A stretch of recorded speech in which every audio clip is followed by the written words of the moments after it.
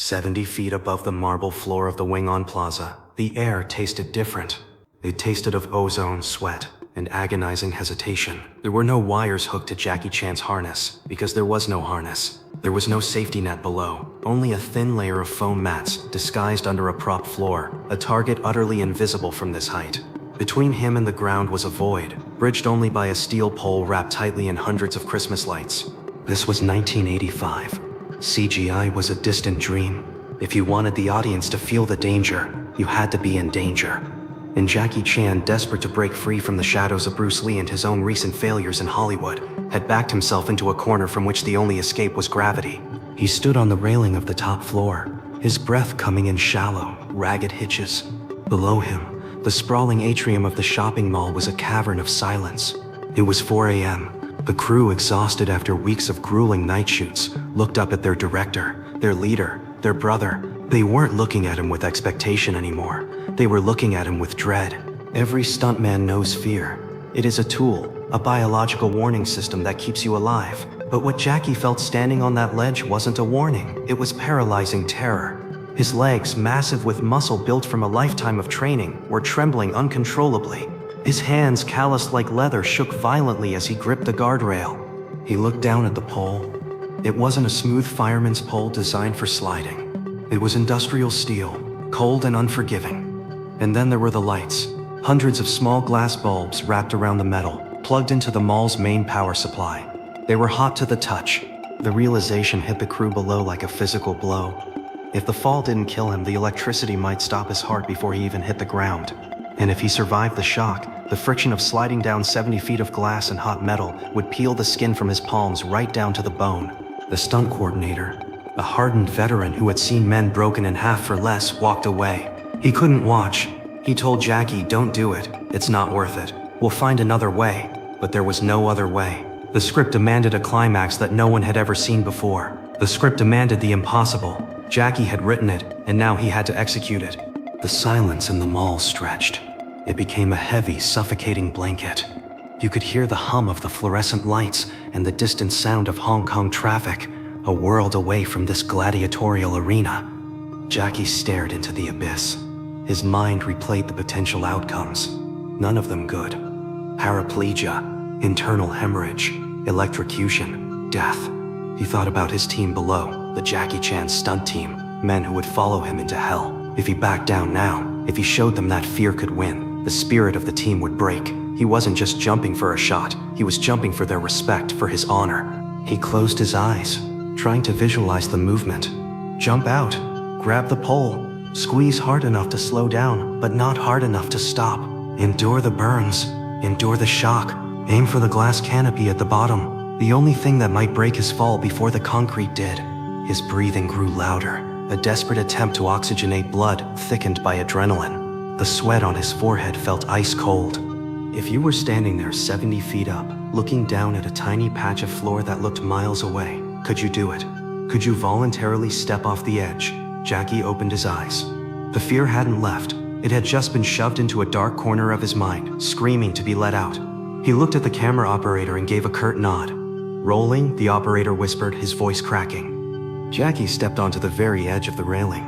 He was no longer the jovial hero the world would come to love. In this moment, he was a man facing his own mortality, a warrior preparing for a sacrifice. He let out a yell. It wasn't a cinematic battle cry.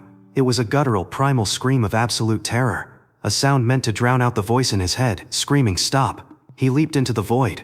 The moment his hands clamped onto the pole, the pain was instantaneous and blinding. The Christmas lights exploded under the pressure of his grip, sending shards of hot glass driving into his flesh. The heat from the bulbs seared his palms, instantly cauterizing the wounds they were creating. Then came the electricity. A current shot up his arms, contracting his muscles violently. It felt like his skeleton was trying to vibrate out of his skin. His entire body locked up. The natural instinct when being shocked is to let go. But gravity was already pulling him down at terrifying speed. If he let go, he would free-fall 70 feet to certain death. He had to hold on. He had to grip the very thing that was torturing him. The descent was a blur of agony and velocity. The wind roared in his ears. The lights of the mall streaked past him like vertical lines of fire. He was falling too fast. The friction wasn't slowing him down enough. It was just burning deeper into his hands, tearing the skin away layer by layer. You could smell it, the sickening scent of burning flesh mixing with the ozone of the arcing electricity. It lasted only seconds, but in those seconds Jackie Chan experienced a lifetime of pain. He was a missile made of meat and bone, hurtling toward an unforgiving stop. The bottom of the fall was blocked by a decorative glass canopy over a kiosk. This was the break. Jackie smashed through the glass feet first. The impact was tremendous. The glass didn't just shatter, it exploded outward, raining razor-sharp daggers down onto the floor below. The resistance of the canopy slowed him just enough to turn a fatal impact into a merely catastrophic one. He continued through the debris, hitting the ground with the violence of a car crash. Thud. The sound echoed through the empty mall. Then total silence. The cameras were still rolling. Dust and broken glass settled around the motionless body of the director. For 3 agonizing seconds, nobody moved. The crew stared, their hearts stopped, waiting for the inevitable pool of blood to spread from beneath him. Some of the toughest stuntmen in the business openly began to weep. They believed they had just watched their friend commit suicide on camera. Then, movement. Jackie groaned. It was a wet, painful sound. He tried to push himself up, but his body screamed in protest. His hands were smoking, his face was covered in gray dust, his eyes wide and unfocused, staring at nothing. The spell broke. Cut, get to him! The team swarmed him. They didn't cheer. There was no celebration. There was only frantic desperation. They laid him flat, checking his vitals. His hands were raw meat, second-degree burns covering his palms and fingers.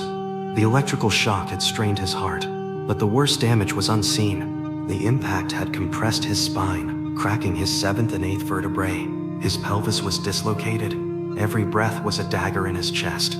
They loaded him onto a makeshift stretcher. As they carried him out of the Wing On Plaza toward the nearest hospital, Jackie Chan, broken, burned, and in shock, looked back at the destroyed set. He saw the broken glass, the dangling wires, the sheer height of the fall. He had done it.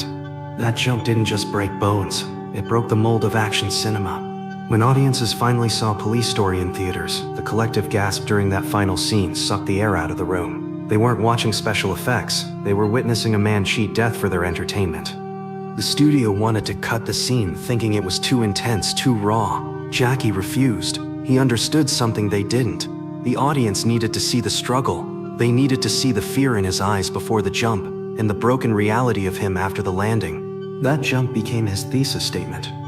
It declared to the world that Jackie Chan was willing to suffer more than anyone else to entertain you. It established the philosophy that would define his career: real action, real pain, real danger. Decades later, when people watch that clip on YouTube, they might say that's crazy, but they don't feel the heat of the bulbs. They don't feel the electricity seizing their muscles. They don't feel the terror of standing on that ledge at 4 a.m., knowing you might not live to see the sunrise. Jackie Chan knows. He carries the scars on his hands and the ache in his spine to this day.